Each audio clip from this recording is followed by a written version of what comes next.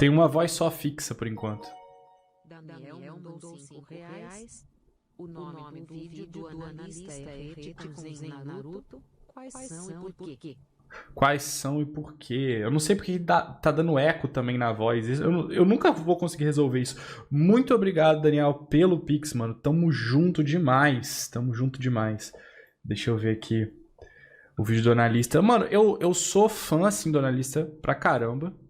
Gosto bastante dos vídeos dele. Sou membro do perfil dele, assim, como é que chama? Do YouTube dele há bastante tempo já. Estamos aqui no vídeo do analista. Inclusive, um salve aí pro analista. Cara, muita gente fina. Deixa eu até... Todo vídeo do analista, eu procuro o nome do Nemo entre eles. Sempre tá ali, mano. Sempre tá ali. Vambora, vamos pro vídeo. Vamos pro vídeo que já enrolei demais o vídeo do Nerd, tá ligado? Da última vez. Minato Komodo Kurama, mudanças no design do Rinnegan e um apanhado gigante de coisas que foram mudando durante uma obra. Hoje vamos falar sobre isso. Você não sabe o que é retcon, e se você se baseia em uma definição simples e rápida de Wikipedia, ou em vídeos curtos que citam retcons aqui e ali, sinto lhe dizer, mas é bem provável que você não tenha entendido exatamente esse termo, até porque ele também anda sofrendo muito nas mãos do imaginário popular. Fato é que as pessoas adoram falar termos técnicos aqui e ali, mas a maioria não tem tempo ou a prática de ler sobre a história e a execução desses termos na escrita. E assim, meio que tudo acaba virando retcon, furo de roteiro, sendo que nem sempre esse é o caso. Então, salve, salve meus analistas, show, Luca aqui mais uma vez. E a ideia desse vídeo é explicar com um olhar O analista virou tipo um centrão de criadores de conteúdos, né? Ele tem feito vídeo com o Clayton, assim, alguns vídeos que eu vi, né? O Clayton foi a voz, pra quem não conhece, o Clayton já fazia conteúdo de Naruto há muito tempo atrás, assim. Outras pessoas fizeram vídeo, então eu não sei como é que tá o canal dele mais, atualmente, né? Mas eu só conheci o Luca e tal. Eu não sei se eu tô vendo os comentários, pera aí. Depois eu mando um vídeo. Mano, pode mandar o vídeo aí pra ficar na fila, velho. Não tem problema não. Com esse termo que anda tão na boca do povo ultimamente. Hoje falaremos sobre continuidade retroativa, mas explicando de maneira mais consolidada o que exatamente é isso e também referenciando o que é e não é retcon. Esse é um vídeo bem especial pra mim, porque eu tenho pensado em fazer ele por um bom tempo e acho que finalmente achei um bom momento. Seja bem-vindo, Jean. Eu sou um escritor e tenho um livro publicado que tá aqui na descrição. Também eu tenho interesse em ler o livro dele, cara. Narrativa, termos, tropos e afins. Apesar de eu achar que, tipo assim, pelo que a gente conversou, o que a gente gosta em histórias não é exatamente a mesma coisa. Eu tenho interesse em ler o livro dele, mas eu não sei se tipo assim, tá ligado? Eu acho que talvez os elementos que eu goste não sejam os que eles mais que servir, talvez. Eu posso estar enganado.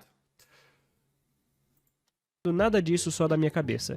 Esse vídeo é um trabalho de pesquisa meu em que eu me baseei principalmente no livro The Retcon Game, talvez. and the Hyperlink of America, escrito por Andrew J. Friedenthal. Mas também citarei outros autores e livros como A Morte do Autor, de Roland Barthes, e talvez só um pouquinho de Northrop Frye. Então, tá chegando a época do próximo capítulo de Black Clover, mano. Já tá chegando mesmo.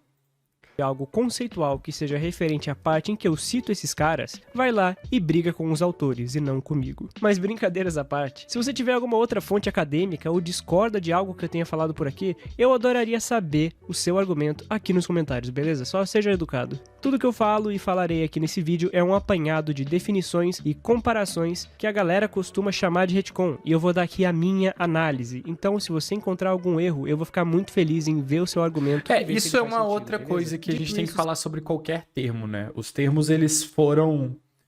A gente dá nomes às coisas porque quando elas acontecem muito, elas merecem um nome. Mas esse nome pode abranger coisas a mais ou a menos, né? Tipo, não sei se isso fez algum sentido que eu falei.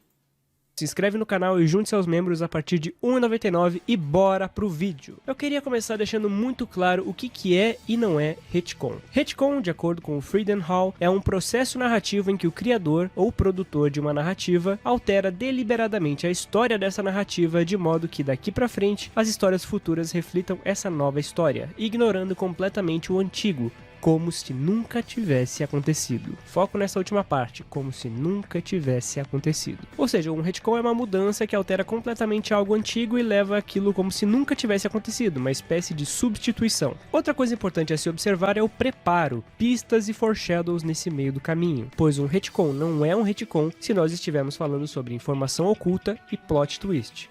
E como assim, Luca? Por exemplo, eu vi muita gente falando que o Hashirama ser do nível que ele realmente é no Shippuden é um retcon, pois o clássico tinha muito mais destaque para o Hiruzen e para o Minato, eles exaltavam mais esses personagens. Porém, isso não é um retcon. A verdadeira força do Hashirama sempre foi uma informação oculta no texto, e a trama de Naruto trabalhava muito esse mistério, tanto é que Hashirama já era aclamado por ser o ninja que deteve Madara Uchiha. Isso, lá em Naruto clássico, no Vale do Fim. Já existiam essas estátuas e elas eram uma denominação de alto poder. Sendo assim, já tinha um preparo narrativo da força implícita desse personagem. Agora, é claro que a força dele ser absurda é um problema para a história. Sim, saiu um pouco de mão. Isso porque, um termo talvez mais adequado aqui seja power creep, onde o nível de poder de uma obra cresce muito de uma maneira desproporcional. Isso acontece mais pela questão da proposta inicial da obra e da proporção que ela acaba tomando, né? Causando uma... Eu gosto como as coisas nas redes sociais começaram a puxar para uma coisa mais acadêmica ao invés de só puro senso comum. Eu acho isso importante. Né? Eu acho que isso acrescenta muito a discussão.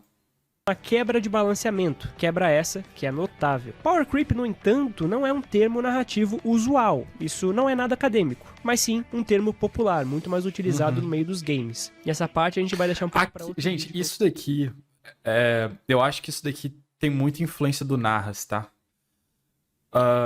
Ele tá fazendo essa diferenciação, eu acho que foi o Narras que trouxe isso, posso estar enganado, né? Mas o Narras que trouxe essa reflexão, assim, pra todo mundo, né? Na internet. De, tipo, gente, não vamos usar termo jogado, né? Porque a gente começa a perder o significado das coisas. Falar sobre power creep. Para esses casos, nós temos o termo correto, que é escala inflacionária e hiperbolização narrativa. Então, sim, Naruto sofre bastante de escala inflacionária em seus níveis de poder, principalmente na Guerra Ninja, tá? Isso por conta de oponentes cada vez mais grandiosos e com um acúmulo de diferentes habilidades que muitas vezes não são utilizadas pelo bem do roteiro. O próprio Obito, por exemplo, que mal utiliza os poderes do Rinnegan. Se ele fosse capaz de utilizar tudo naquele momento, seja bem-vindo aqui, muitas soluções que aconteceram na obra não seriam possíveis. Ele poderia absorver chakra, ele poderia invocar animais, ele poderia fazer uma série de coisas. O mesmo acontece com o Kamui. Outra coisa importante é entender que retcons e plot twists são coisas bem diferentes, mas às vezes eles podem estar interligados. Sim. Um plot twist não precisa ser um retcon, só por mudar o sentido de tudo que é anterior. E cuidado que agora vem spoiler de Bleach no exemplo que eu vou dar. Por exemplo, o plot twist do Ichigo ter linhagem Quincy. Isso não é retcon, porque não mudou retroativamente o passado dele. Isso sempre esteve ali, com pistas e que fazem bastante sentido para a trama dele. Nada foi alterado no passado com nenhum... Eu discordo. Tipo, eu acho que isso daqui é uma discussão que não vem ao caso, tá ligado? Eu sei que tem muitos foreshadows em Bleach. Tem muitas pistas de fato. Mas eu acho que, tipo, pista e desenvolvimento são coisas necessariamente diferentes. E quando você só dá pistas, o negócio fica muito... Tá muito na sua cabeça. Eu acho que isso é uma coisa que os autores têm que tomar cuidado. Pra não, tipo... Não acabarem escrevendo a história pra eles. É isso que eu quero dizer, sabe? Eu sempre tento ver um pouco a visão do consumidor e do leitor. Porque, pô, o cara cair em Bleach e estranhar o Ichigo Sequence porque ele não notou todas as dicas que o cara que escreveu e sabia que aquilo eram dicas deu, não é tão difícil, sabe? Não é difícil de acontecer. Não, é só isso que eu queria dizer, assim, não tem nada a ver com o vídeo do analista. Vambora. flashback para isso acontecer. A causalidade não foi alterada. Foi só uma revelação. E isso é diferente de um plot Eu tenho que ler de verdade o mangá de Bleach, mas eu não gosto. Então é meio difícil de fazer isso. Então não tem que ler nada, né? É complicado. com o uso de retcon, que foi o caso de entendermos que o ataque de Konoha não foi de autoria da Kurama, mas sim de Obito que controlou ela. A causalidade foi comprometida. Isso muda completamente o sentido do evento e da natureza da criatura, pois no primeiro capítulo, ela já era denominada como um ser que era responsável por desastres naturais. Isso E é um essa retcon. escrita e mudança de responsabilidade retroativa mudou por completo tudo o que sabíamos do passado daquela criatura. Isso, Fora que a exato, execução Daniel. também conta muito. A escrita retroativa da Kurama vem em formato de flashback direto, que muda completamente o sentido do evento. Mas agora voltando para o foco em retcon. Eu não acho que muda completamente o sentido, mas muda o sentido realmente. A origem do termo deriva muito da publicação de quadrinhos, já que ele surgiu em meados da década de 80, na HQ All-Star Squadron, da DC. E sim, Como assim? Você tá reclamando dele ser Queens no capítulo 289. Não notou que no capítulo 32 de Bleach tinha um quadro sobre faixas brancas que representam os Queens? É meio isso, tá ligado? É meio isso, é meio essa sensação. principalmente nas HQs, rolava muito de um autor pegar um personagem já bem consolidado e mudar a história de origem dele, ou alterar certos pilares que mudavam completamente o personagem, mudando algumas vezes seu passado, história, origem, poderes e até mesmo visão política. Isso é continuidade retroativa, e Friedenthal define 3 tipos de retcon possíveis. A reinterpretação, onde muda-se a forma como uma obra anterior é vista e interpretada, mas de uma forma nada definitiva, assim permitindo alguma escolha por parte do público para determinar qual história ainda é considerada canônica para a narrativa. Um exemplo que eu tenho disso é a HQ do Charada Ano 1, onde não temos nada confirmando que ela seja canônica, e até mesmo o roteirista que atuou como Charada, o Paul Dano, que diz que não pode afirmar que essa história seja canônica no universo do The Batman. Ele deixa isso escrito já antes de começar a história. Ou seja, esse é um caso de reinterpretação, onde temos muitas novas informações do passado do vilão, mas vinda de uma fonte não exatamente canônica, podendo ser ou não considerada pela fanbase e no imaginado do personagem. Fica com o canon em aberto. Outro tipo de retcon é o de reinscrição, que é uma mudança mais solidificada na... Eu vou abrir aqui um parênteses pra falar sobre canônico. Eu acho que no Ocidente a gente tem muito essa coisa do canônico. Isso, tipo, isso é muito prejudicial pra história, assim. Eu gosto mais da visão aberta de que, em um certo nível, toda ideia pode contribuir com o imaginário popular daquilo para as pessoas. É claro que, para quem tá lá fazendo o negócio, eles têm que saber qual material eles vão usar em consideração, sabe? Mas eu acho que essa necessidade de nós temos que consumir e levar em consideração apenas o que é canônico, isso é um negócio... tipo... É igual... Mano, a palavra já é de igreja, né? O cânone já é uma parada de igreja, mas é tipo, pô, a gente tá transformando história em igreja, mano, tá ligado? Em crença. Não, mano, é só um negócio, tá ligado? É só entretenimento. Tá ligado o que eu tô querendo dizer? Mas no caso desse tem muito mais reboot que retcon, não que tenha os dois, mas o que fala mais é sobre reboot. Não, sim, tudo bem, mas eu acho que... Mas o que ele tá falando... eu acho que deu pra entender aqui o que ele tá falando. A forma como uma obra anterior... Não, é coisa de igreja católica, né? A primeira vez que o termo canon foi usado foi por assim, usado pra descrever obras, foi por um cara que era fã de Sherlock Holmes e ele queria definir a ordem das histórias de Sherlock Holmes e as histórias que eram ou não canônicas, né? E ele era um cara de igreja. Agora eu não vou lembrar o nome do cara, não vou lembrar qual cargo ele tinha na igreja, mas a igreja era pra ele importante. Então ele usa uma palavra que definiu os livros do cânone da igreja, da Bíblia, tá ligado? O cânone bíblico que a igreja usa. A igreja católica, no caso. Eu acho que é católica. Não sei, posso estar falando merda. Eu não sou bom com religião, gente. Eu sou bem fora dessa questão. Então, é meio que por isso, sabe? é vista, mudando concreta e canonicamente o significado dessa obra daqui em diante. E esse é o que mais tem em Naruto e na maioria dos shonens, porque ele altera definitivamente o canon. E como a gente tá falando de uma obra contínua, então esse é o retcon mais utilizado, o retcon de reinscrição. E nesse caso se trata de uma mudança súbita na trama e sem qualquer preparo evidente ou informação oculta sobre isso. Um caso como esse é o do Minato do nada demonstrar que possui o modo Kurama quando ele volta à vida. Isso é um retcon de reinscrição porque, embora tenha a citação de que a vítima selada ficará eternamente com a alma de quem conjurou o jutsu, ainda temos a questão de que, de acordo com a citação do Hiruzen, tanto o Minato quanto a Kurama deveriam estar em uma luta eterna, em constante sofrimento dentro da barriga do deus da morte. Suas almas estariam eternamente em profundo ódio. E bom, eles virarem amiguinhos, primeiro que não faz sentido algum, de acordo com esse conceito, e muito menos retcon, temos qualquer outra explicação para isso. Portanto, isso sim é um retcon de reinscrição, pois mudou de forma concreta o significado desse conceito sem mais nem menos, e o transformou em algo novo, sem qualquer preparo anterior. E a terceira e última forma de retcon, declarada por Friedenhall, é a revisão, a mais pesada de todas, onde uma obra antiga não é apenas mais vista de uma forma diferente, mas até mesmo alterada por meio de republicação, novas edições e assim por diante, de modo em que o texto mude completamente alguma coisa. O passado é modificado para se ajustar ao presente, mas de forma que se cria uma nova versão oficial, substituindo a anterior. Ou seja, é como se fosse a questão que eu citei da HQ do Charada, mas de uma maneira em que aquilo lá virasse totalmente a origem factual e canônica do personagem. Sufocando a outra, né? Beleza, agora que a gente tem estabelecido esses parâmetros, bora falar um pouco sobre essa informação. Tá, reinscrição, oculta. Revisão e o primeiro eu até esqueci.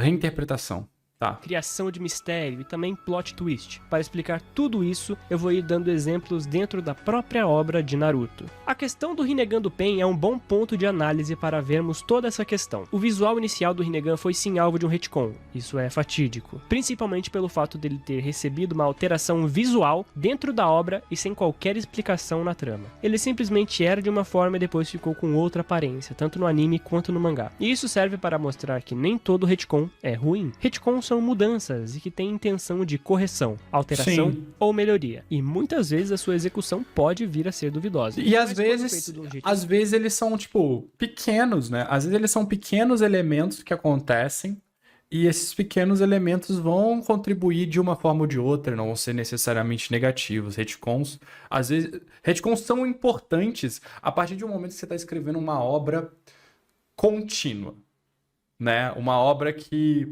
você não tem o controle total dela do início ao fim. Porque quando você está semanalmente colocando elementos naquilo ali, uma hora a parada vai mudar, né? E depois de um tempo, ele vai, tipo assim, só se adaptar àquilo ali. Agora, se você está fazendo um livro, é normal que no primeiro livro não tenha nenhum tipo de estrutura de retcon, porque aquilo é um ciclo fechado. Mas no segundo livro, talvez tenha. E tudo bem. Usar scans coloridos é meio confuso pra falar de visuais. Eu também acho que é meio tanto faz. Porque, tipo, pode ser só erro de colorir, né? Porque ele, tipo, é por causa dele olhar pro lado, né? Sei lá, acho que não é tão importante assim. Certo, pode ser sim. Pra chamar isso de retcon, às vezes é mais, tipo... É um erro de um quadro, né? Não sei. Uma ótima correção para algum elemento dentro da trama. Se alguém vier falando, Naruto é ruim porque tá cheio de retcon, não. Retcon não é sinônimo de algo ruim, tá bom? É sinônimo de correções e de que provavelmente essa obra não era tão bem planejada como deveria ser. Mas tá tudo bem. Nenhum mangá é bem planejado, tá? Gente, ó, tem um cara que eu tenho que mostrar pra vocês. Se eu puder patrocinar um próprio vídeo, eu vou pegar o canal dele que eu sigo no meu canal principal. Ele já trabalhou com mangakas, tá? Eu não vou lembrar o nome dele aqui agora. Nossa, eu tenho que lembrar. Mas é um canal muito informativo. E ele é assim que funciona. Mangá funciona assim. Nem tudo é planejado, porque os caras estão tendo ideia na hora. Não, nenhum mangá é planejado até o final. Esquece essa ideia do autor muito foda, né? Teve até uma conversa recente do Oda e do Kishimoto que eles falaram sobre... Para eles escrever melhor é conseguir enganar o público sobre o que estava ou não planejado. Né? Eles falaram um negócio nesse sentido, parafraseei. não foi exatamente isso que foi falado, foi parecido com isso. É uma forma de você corrigir, é uma forma de você ampliar e talvez melhorar. Porém, ainda sobre o Rinnegan, eu vi pessoas afirmando que ele como um todo só acabou sendo retconado por causa do plot do Madara. O Madara ser o indivíduo que originou os olhos e não o Rikudo Sennin. E bom, vamos falar um pouco sobre isso. Essa trama do Rinnegan, ela é mal escrita. Eu já adianto isso pra vocês. Embora ela tenha sim seus acertos, ela também tem muitos problemas em si, principalmente porque a sua escrita foi mudando esporadicamente e com muito e muito tempo, desde o aparecimento de Pain até o final da Guerra Ninja. Mas eu pelo menos não considero que o Rinnegan tenha sofrido retcon muito por conta de suas informações ocultas. Para mim, o retcon não está no Rinnegan em si. A revelação dos olhos serem do Madara não ressignifica a origem mitológica do Dojutsu, mas sim cria uma ponte entre o mito e o Nagato. O retcon tá aí, nessa ponte. Essa ponte é o retcon, que é uma ressignificação retroativa, mas ela não contradiz e não muda a origem do mito. Deu pra entender? Também Eu acho que ele isso. ser do Madara é um plot twist mal feito. Informação oculta é um recurso narrativo no qual o autor não revela imediatamente certos dados relevantes da história, deixando-os escondidos ou implícitos para que sejam descobertos em forma... Calma. Já vi um vídeo que, se não me engano, tinha uma entrevista do Itachi não ser um retcon, mas sim que o Itachi não era vilão, mas o Kishimoto não sabia como fazer a redenção dele. Eu não costumo confiar muito em entrevistas e tudo mais, mano, porque os caras falam pouca coisa, sabe? É difícil a gente achar de onde vieram essas entrevistas. Agora, atualmente, né, que os caras costumam apostar a Jump, ou, por exemplo, o site Analyze It, eu acho que é assim que pronuncia, que eles postam coisas que foram publicadas na Jump, na revista semanal da Jump, aí já é mais confiável, sabe? Então, tipo, tem umas coisas assim que dá pra confirmar, dá pra confiar, mas entrevista jogada, assim, principalmente desse começo da internet, que era meio bagunça, os caras jogavam grupo de Reddit, grupo de Facebook, aí é meio complicado. Forma de plot twist, ou permaneçam subentendidos, cabendo ao leitor reconstruí-los e interpretá-los. Esse mecanismo está diretamente ligado à O retórica... Kishimoto muda muito o que ele fala, mano. Não leva tudo o que ele fala como verdade. De fato, também tem isso, né? Tem o fato de que as pessoas, os escritores também são humanos. Então, tipo, às vezes eles contam um negócio, no outro dia eles contam outro, né? Eles já pensaram naquilo de uma forma diferente, então... ocultação na narratologia, muito presente nos livros de Gerald Genette sobre teoria do foco, onde ele explica como isso é usado para a criação de tensão e drama. Mistérios têm uma construção muitas vezes lenta e com muitas informações ocultas. E aí fica muito fácil de você só apontar qualquer coisa nova como sendo um retcon, só por ser uma alteração dentro da trama, não é mesmo? Então não, nem tudo que é novo é um retcon. Nem toda nova informação pode ser considerada um retcon, porque senão não existe mistério. Muitos acreditam que o que o autor fala fora da obra também conta muito dentro da obra. Mas eu não sou muito dessa linha, não. Para mim, uma obra tem que falar por si mesma. Por exemplo, digamos que o Kishimoto se pronuncie hoje em entrevista, falando que planejava colocar a Kaguya na obra desde Naruto clássico. Isso mudaria algo da nossa percepção sobre ela? Não, a execução Talvez. foi ruim, né? Mas isso mudaria algo dentro da qualidade técnica da escrita da Kaguya em Naruto? Não, de maneira alguma. Roland Barthes fala muito sobre isso em seu livro The Death of the Author, A Morte do Autor. Ele traz um argumento contra a crítica tradicional de se pautar apenas nas intenções do autor, até porque um dia, esse autor pode morrer. Seus registros podem ser totalmente apagados da história. Digamos que todas as falas sobre... Eu diria que, tipo assim, quando você... É igual ter um filho, né, mano? Você teve um filho. O seu filho é um ser independente de você. Você não consegue mandar no que ele faz mais. Né? Quando você, tipo, escreve uma história... Aquela história, ela é meio que seu filho, pô. Como ela vai influenciar as pessoas ao redor dela, não depende mais de você, tá ligado? E eu acho que isso daí já coloca a obra como se só. Então, tipo assim, mesmo que eu vire e fale alguma coisa, tipo, sei lá, eu tenho minhas histórias, né, que eu escrevo e tal. Eu falo uma parada. Na história, eu falo, minha intenção é essa. Se vier um cara e fizer uma teoria que encaixa ali no meio, e isso nunca for contradito, Pode ser que isso seja verdade, pô. Tá ligado? E isso de fato acontece, né? Esse autor, sobre a obra dele, sumam.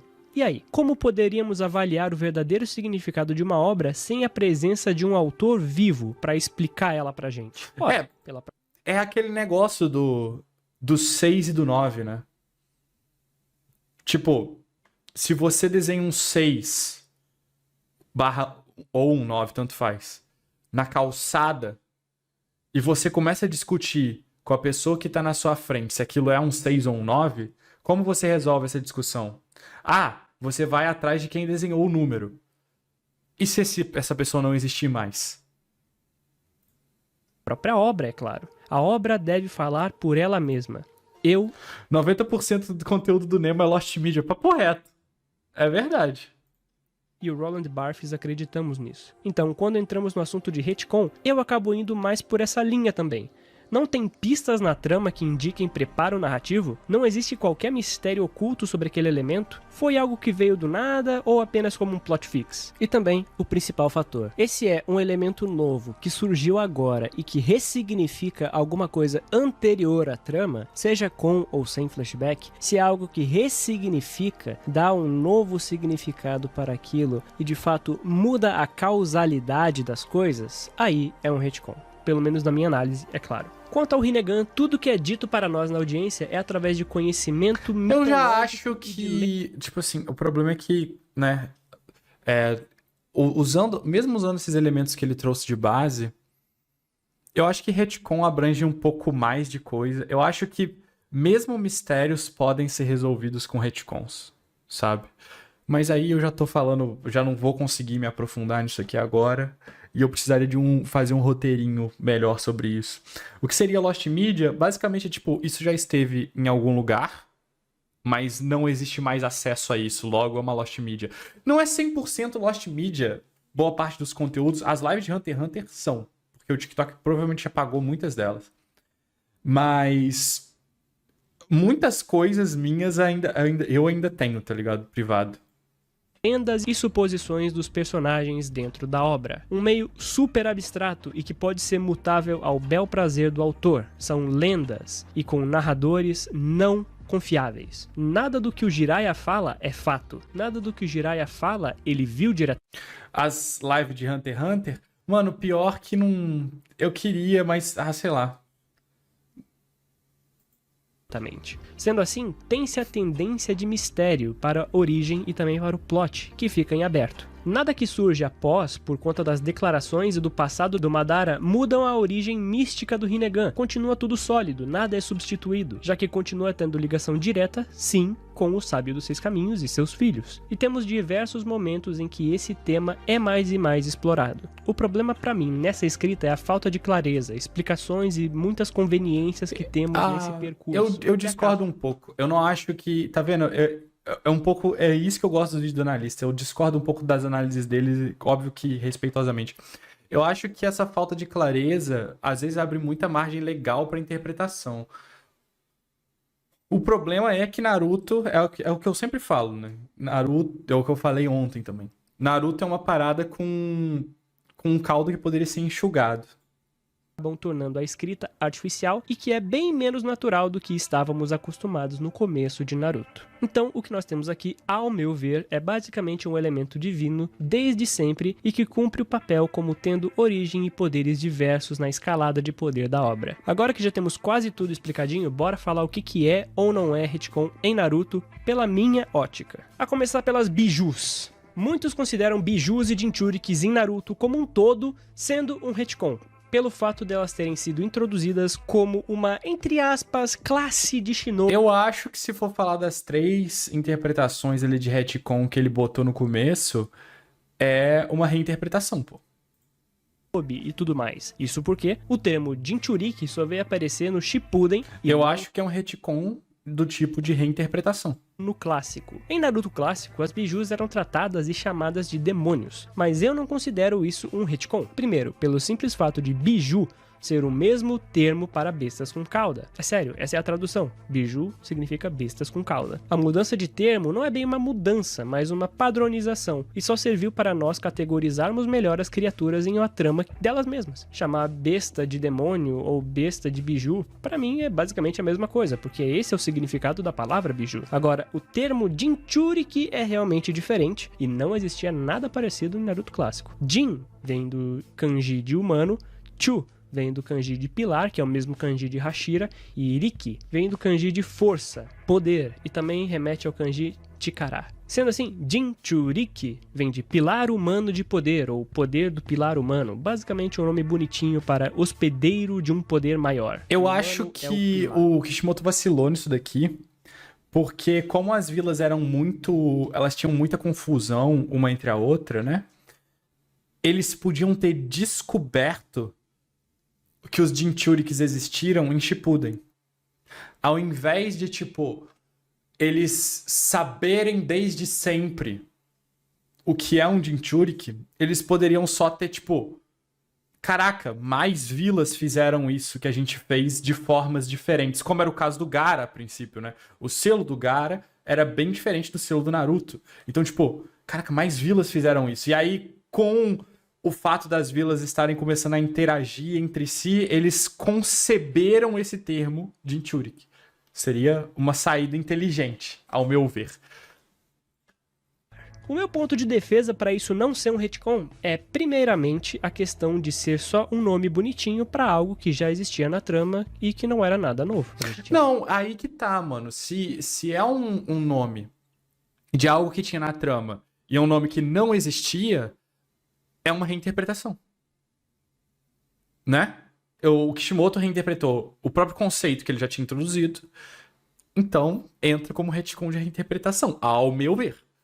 No Naruto, a gente tinha lá o Gaara. Eles eram hospedeiros, eles eram Jinchuriks, só não tinha esse nome. E também a parte da informação oculta das criaturas que também já tinham sido devidamente apresentadas. Esse conceito já estava lá, nada foi substituído. Então existia sim um mistério envolvendo tanto o começo da vida do Naruto, a Raposa de Nove Caudas, a sua origem, o Shukaku e tudo mais. Nada foi substituído. Obviamente o termo veio somente no Shippuden por uma questão de preparo. Eu acho que foi substituído. Eu discordo que foi substituído. Eu acho que foi substituído. Principalmente o conceito de como o Shukaku existe, de como o Shukaku ele era um demônio que surgiu a partir da alma de um monge bêbado, tinha esse negócio. E aí, tipo, beleza. Essa é a história do Shukaku, essa é a lenda não faz nada.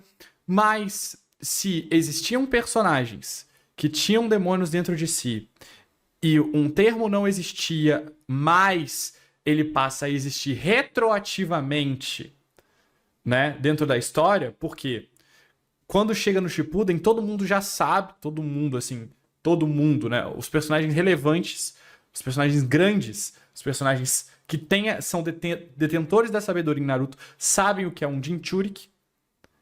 Isso passa a ser uma outra forma de ver um conceito que foi apresentado a princípio, logo é uma reinterpretação, ao meu ver.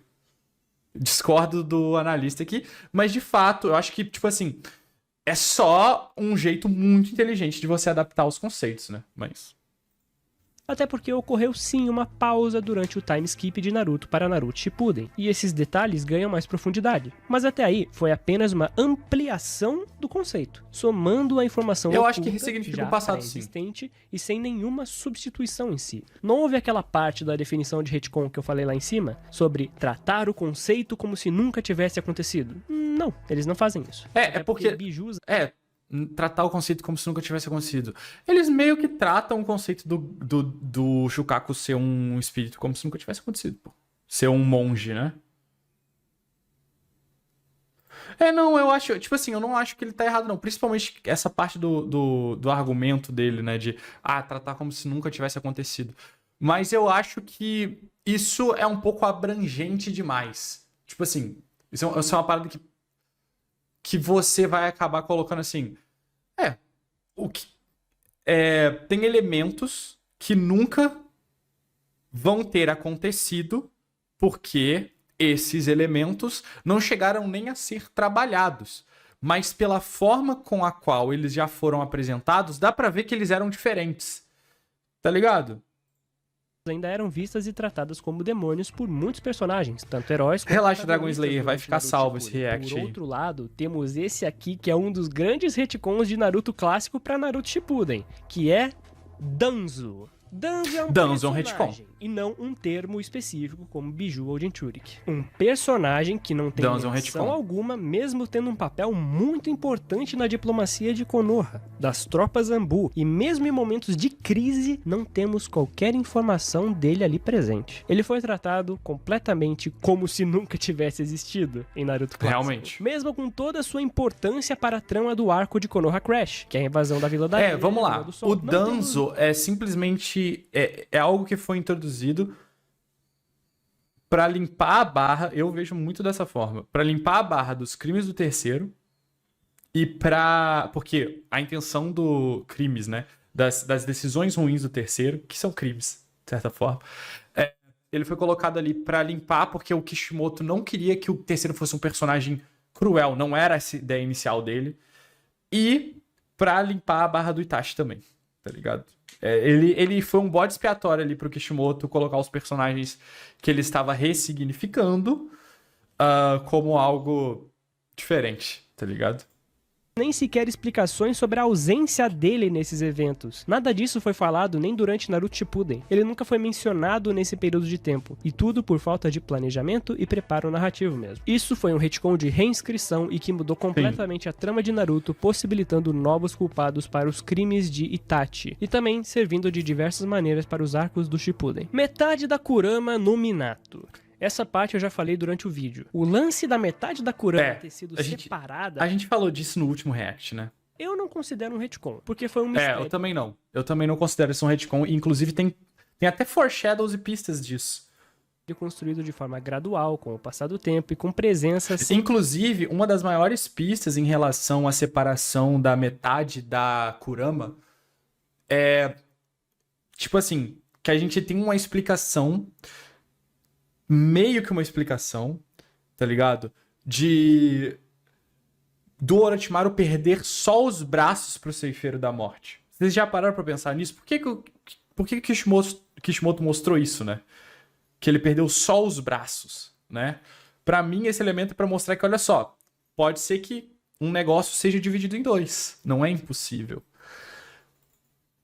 Mas aí, de novo, eu acho que o caminho que o Kishimoto tomaria seria o Naruto iria enfrentar a outra metade da Kurama. Eventualmente, o Naruto enfrentaria a outra metade da Kurama. E faria exatamente como o Minato. Só que a diferença é que ele salvaria Konoha sem colocar a cidade em perigo. Enfim, seria uma situação diferente, tá ligado? Ele teria sucesso, diferente do Minato, que teve um sucesso parcial. O Minato estendeu isso daí pro no final o Naruto resolver, basicamente. Informação oculta. Volta e meia o narrador voltava com esse mistério, dando algumas migalhas de informação. Por outro lado, é muito bizarro que a Kurama por si só tenha todo esse chakra dividido pela metade. É totalmente discrepante. Não, mas isso eu acho bem tanto faz. Essa parte de todo esse chakra eu acho bem tanto faz. É o Power Creeper, tá ligado? A escrita do sistema de poder. E isso é uma escrita bem ruim mesmo. Mas sobre o fato do Minato ter o KCM, é sim um retcon, porque ressignifica todo o passado dito pelo Hiruzen sobre as almas ficarem em conflito pela eternidade. Esse arco é muito ruim, mano. Esse arco parece um filme ruim. Ser um narrador não confiável. Esse arco parece um filme ruim. Porque naquele momento, o Hiruzen é uma referência naquele mundo, e também no posto narrativo colocado pelo autor. Também não temos nada que explique o que foi feito pelo Minato, juntamente da Kurama, até não chegar tem, nesse mano. ponto. Então, sim, é um retcon mal feito. Agora, de novo, se o lado que tivesse ficado com o Minato fosse o lado bom, faria mais sentido. Porque se fosse toda a bondade da Kurama que tivesse ficado do lado do Minato, que não é o caso, ela poderia só ter virado e falado, pô, eu consigo fazer isso daí que o que o Naruto fez, pô. Tá ligado? Era só trocar. Ainda por cima pode ser encarado como um furo de roteiro, mas isso eu falo mais pra frente quando for fazer um vídeo só sobre furo de roteiro. E ainda sobre o Minato, esse personagem aí realmente dá o que falar. Nossa, o Minato no modo sábio, não fala disso não. Fala disso não! Não fala disso não! modo sábio. O modo sábio do Minato em si é um retcon? Esse eu já não considero um retcon, pelo simples fato de não ser bem uma alteração na síntese acho que é pra do personagem. caralho. É uma ferramenta de batalha, né? Um modo que ele aprendeu por ter sido aluno do Jiraiya. Já tínhamos pistas de que ele poderia ser capaz de fazer isso. Ele podia invocar normalmente o Gamabunta, que desde o Naruto clássico é dito... Não, mas aí eu discordo. Porque foi dito pelo sapo lá do Jiraiya, esqueci o nome dele. Pelo sapo velho, que nem... Que o Naruto foi o primeiro a conseguir um modo sábio que não existisse nenhuma consequência em sua aparência.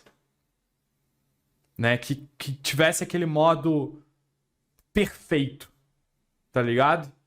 E aí o Minato pega e tem essa mesma coisa. Se o Minato virasse um sapo, pô, eu aceitava. Mas ele não vira.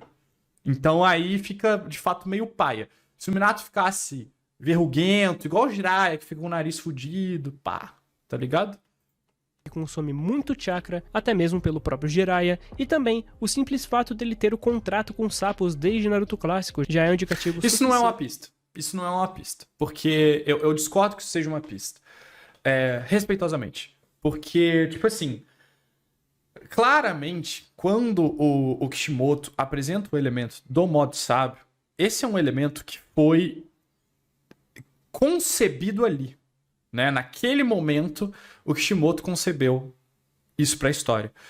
Então, isso não é uma pista, porque o que o Jutsu de Invocação significava no clássico é muito diferente do que significava no Shippuden, e é muito diferente... Tipo assim, o Jutsu de Invocação parecia ser utópico. A gente viu a luta dos 3 Senins lendários em cima de monstros gigantes e aquilo era a coisa mais forte que a gente veria em Naruto. E depois não era mais. Então, assim, meio complicado, tá ligado? Falar que isso era uma pista. Eu acho que isso justifica, mas eu acho que isso não é uma pista, né? Porque eu acho que a pista ela tem que ter o propósito de indicar que isso aconteceu, tá ligado? Para colocar que ele era um possível usuário de Senjutsu dos sapos. Ah, Luca, mas ele não usou Senjutsu contra o Obito. Sim, porque a própria técnica demanda canalização. Não, isso daí tudo bem. O que me ferra é só a questão da aparência do Minato.